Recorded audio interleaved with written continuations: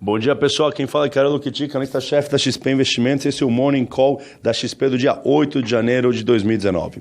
Os mercados globais seguem no aguardo de atualizações em relação às negociações comerciais dos Estados Unidos e a China, que começaram ontem.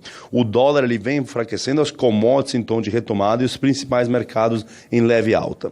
A participação inesperada do vice-premier chinês, que é o principal assessor econômico do país, nas negociações foi divulgada hoje de manhã e, na nossa visão, pode ser lida como uma forte sinalização de boa vontade da China para atingir esse acordo comercial. Lembrando que o que a gente vem destacando é que a gente ainda está no começo dessas negociações comerciais, ainda tem mais quase 2 meses adiante de negociações, mas se um acordo for alcançado, a gente veria isso como bastante positivo e seria um evento que deveria ajudar na performance dos mercados globais. Do lado negativo, ao longo desta noite e ao longo do dia de ontem, saíram alguns dados de atividade que surpreenderam negativamente no mundo.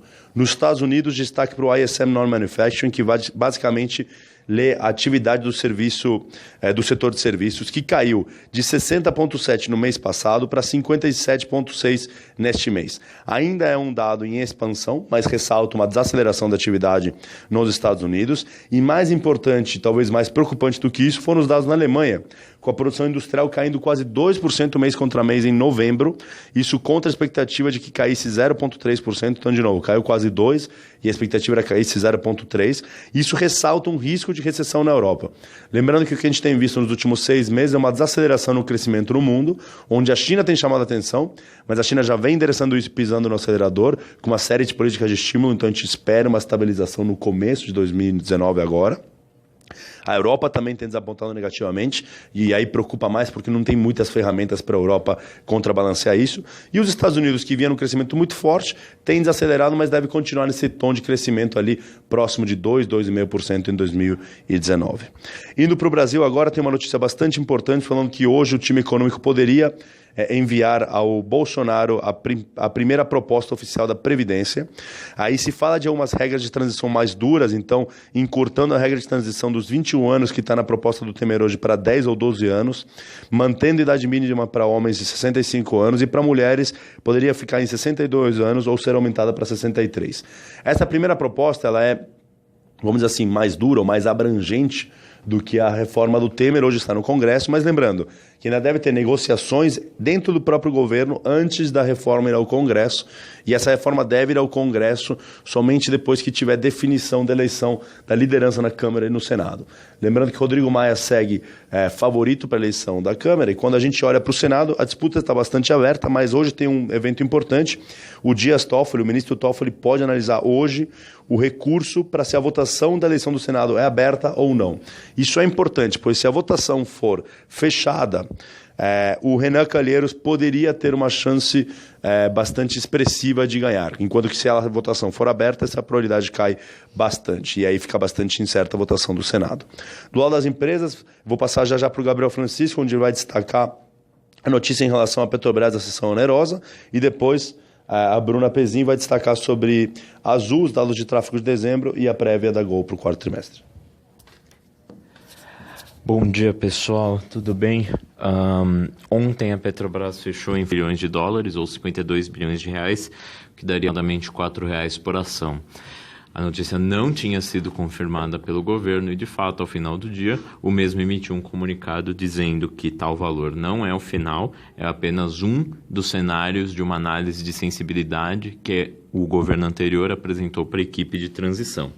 Há cenários que vão desde 2,7 bilhões a 14 bilhões e a equipe econômica do governo atual teria interesse em pagar um valor na parte inferior desse limite, justamente porque fica mais receita fiscal para o governo se ficar menos receita para a Petrobras. Então, a questão aqui é um ponto de grande volatilidade para a Petrobras, ponto de grande importância, que não colocamos nas nossas estimativas e vemos apenas como um risco ou um plus a mais, por assim dizer, sobre o nosso cenário de risco para a empresa, mas que não colocamos o número e acreditamos que investidores também não deveriam por uma questão de conservadorismo.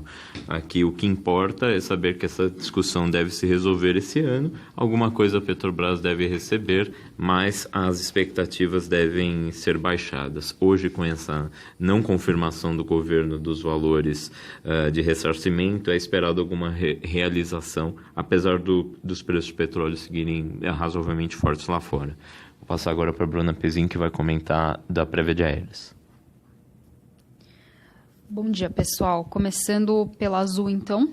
Ela publicou ontem os seus dados de tráfego para o mês de dezembro e, consequentemente, para o quarto trimestre e para o ano. No trimestre, a taxa de ocupação cresceu cerca de 30%, a nacional contribui com mais ou menos 17% de crescimento.